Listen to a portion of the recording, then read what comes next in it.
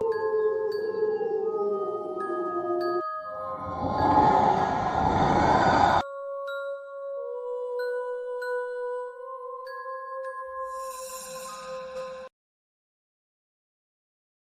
ایک ایسا سچا واقعہ ہے جس میں ایک غیر مخلوق نے کراچی کے نوجوان کی زندگی کو خوف کے ایسے بھنور میں پھنسا دیا جس سے نکلنے کی ساری امیدیں دم توڑتی گئیں۔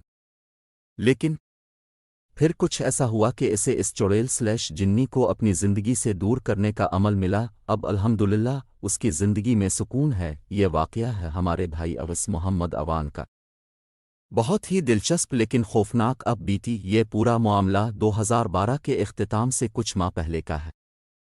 میرے پیپے ملیر 15 میں موجود چٹائی گراؤنڈ میں ایک اقرا اسکول چلاتے تھے۔ وہاں کے لوگ انہیں مفتی سر کے نام سے جانتے تھے۔ میں بھی اسی اسکول میں 2012 کے اپریل سے 2013 کے مارچ تک بحیثیت ایڈمن انچارج کی ذمہ داریاں نبھاتا رہا۔ اسکول میں جاب شروع کرنے کے ایک ماہ بعد اپنے گھر پہ آنے والے ایک اسٹوڈنٹ ارسلان کو بھی بحیثیت ٹیچر اس اسکول میں لگوا دیا۔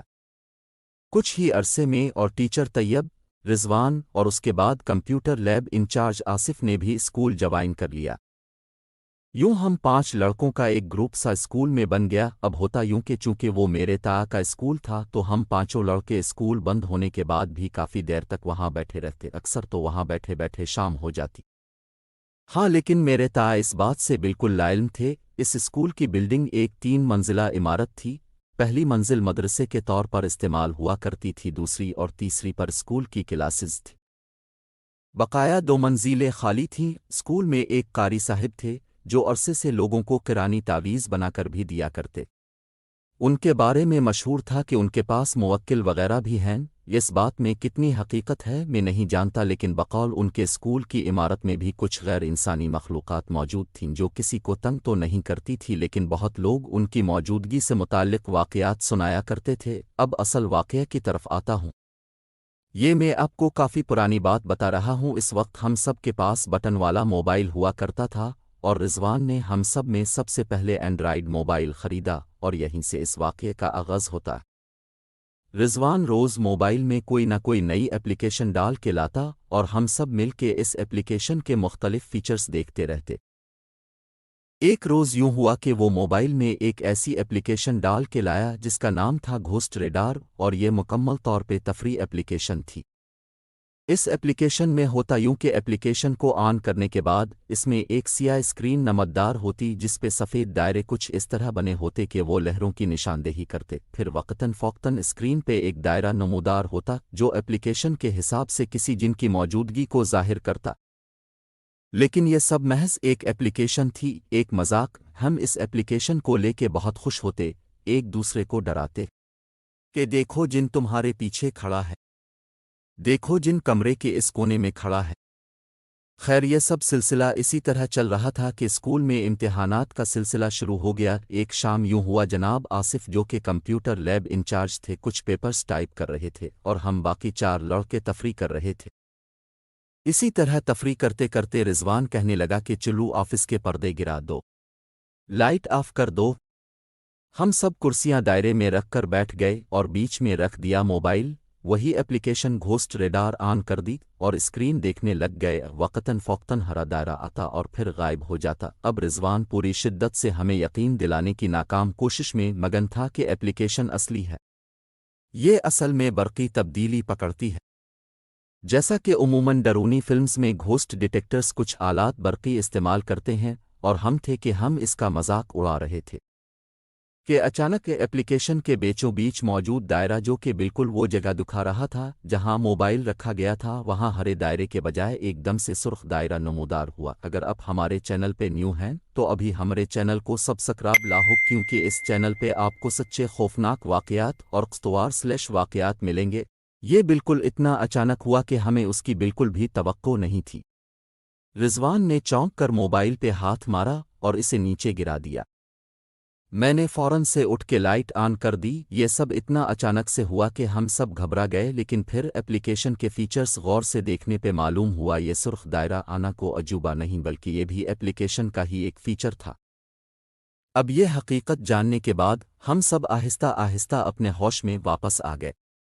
لیکن سر آصف वो वक्ती तौर पे थोड़ा सा डर गए थे या कुछ ज़्यादा ही डर गए थे, और फिर उन्हें नॉर्मल करने के लिए मैंने इंतहाई गलत हरकत कर दी, जिसका नुकसान मुझे अगले कई वक्त तक भुगतना पड़ा। मैंने इन्हें बहलाते हुए कहा, आसिफ भाई ये कुछ भी नहीं है, बेकार में मत डरें। फिर मैंने हुआ में हाथ बेतरतीब अंदाज में हिलाया और कहा, ये देखो कोई भी नहीं है, और अगर कुछ होगा भी तो हमें कुछ करेगा नहीं। और यूं ही मजाक मजाक में हाथ हिलाते हिलाती ड्रामा अंदाज में कमरे के कोने की तरफ इशारा करके कहा, ये देखो इस कोने में जो खड़ी है ना, ये मेरी गर्लफ्रेंड है। मुझे अंदाज़ा नहीं हुआ कि मैं मजाक मजाक में कुछ ज़्यादा ही आगे निकल गया, और इसी वक्त रिजवान चलाया, तुम्हारा दिमाग ख़राब हो गया है, क्या बोल किया रहे हो, इसका अंदाज़न भी है। और फिर मुझे भी एहसास हुआ कि बेशक ये एप्लीकेशन तो एक ड्रामा है, लेकिन जैसा कि कारी साहिब ने कहा था कि इस स्कूल में वाकई में कुछ मखलूक़ात रहती हैं, तो हमें एहतियात करनी चाहिए।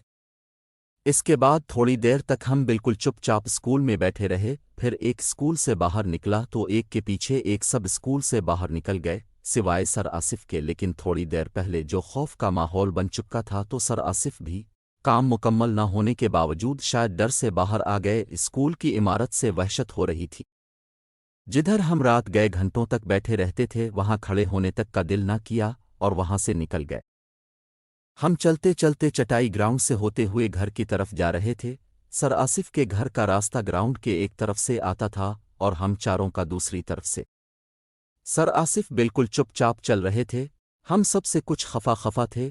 कहने लगे कि तुम लोगों के मजाक की वजह से मैं पेपर सही से टाइप नहीं कर सका हूं, और अब कल हो ना हो मुझे डांट जरूर पड़ेगी। मैंने झट कहा कि तुम परेशान मत हो, रात को मेरे घर आ जाओ, मैं तुम्हारी टाइप करने में हेल्प भी कर दूंगा।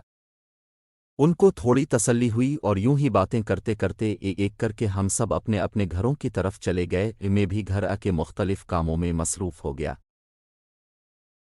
और फिर इस सारे वाक़ये को बिल्कुल ही भूल के सो गया। यहाँ कुछ गैर ज़रूरी सी बातें मैं आप लोगों को बताना चाहता हूँ।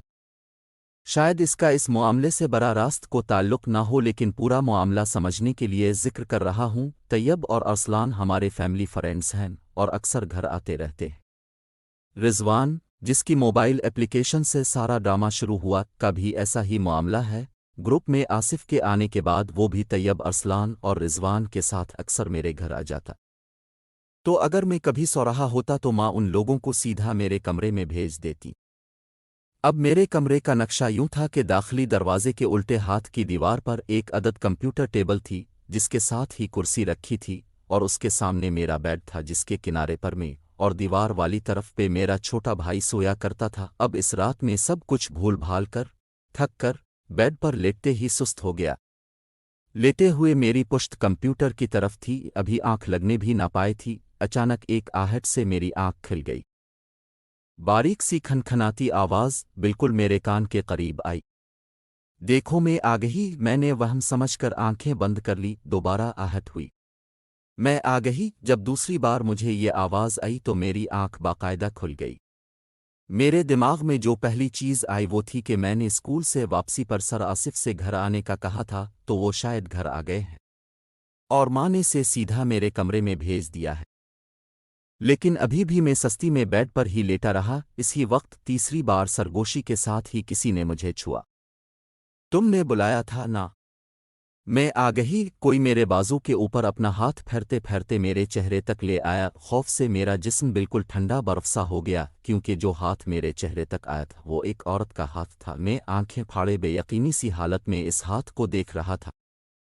मुझे महसूस होने लगा कि मेरे पुश्त पे जो कोरस्सी है, इस पर कोई बैठा हुआ है, और वही मेरे बाजू और मेरे चेहरे पे अपना हाथ फेर रहा है।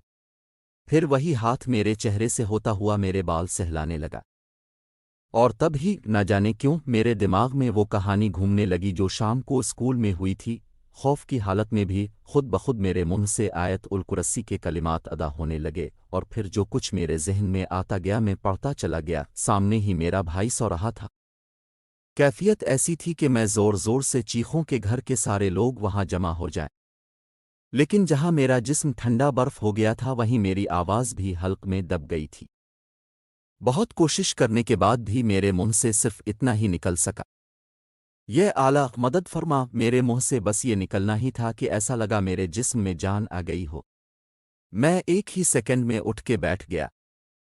فوراً پیچھے پلٹا، کوئی بھی نہیں تھا۔ اب آپ یہاں یہ کہہ سکتے ہیں کہ میں اس وقت نیند کی حالت میں تھا اور میرے ذہن میں کہیں گھوسٹ ریڈار والی ایپلیکیشن کا معاملہ تھا، جو آنکھ لگتے ہی میری سوچ پہ غالب آ گئی اور میں نے خواب کو ایک حقیقت سمجھ لیا۔ لیکن میں ایک بات بالکل واضح کرنا چاہتا ہوں کہ مجھے اچھی طرح معلوم تھا کہ گھوسٹ ریڈار ایپلیکیشن بالکل فیک ہے۔ میں بالکل بھی اس ایپلیکیشن سے ڈرا ہوا نہیں تھا۔ ہاں، یہ ضرور تھا کہ اس اسکول میں جو معاملات تھے وہ کہیں نہ کہیں میرے ذہن پہ ضرور حاوی تھے، اور میں یہ بھی واضح کر دوں کہ میں اس وقت بالکل بھی نیند میں نہیں تھا جب میں نے اس ہاتھ کو محسوس کیا تھا، بلکہ محسوس کیا، اپنی آنکھوں سے دیکھا تھا۔ اب اس وقت میں اٹھ کے بیٹھ گیا اور کمرے میں اپنے اور بھائی کے علاوہ کسی کو نہ پایا، لیکن تب بھی جو کچھ میں دیکھ چکا تھا، محسوس کر چکا تھا، اس کے بعد نیند کا آنا بالکل مشکل تھا۔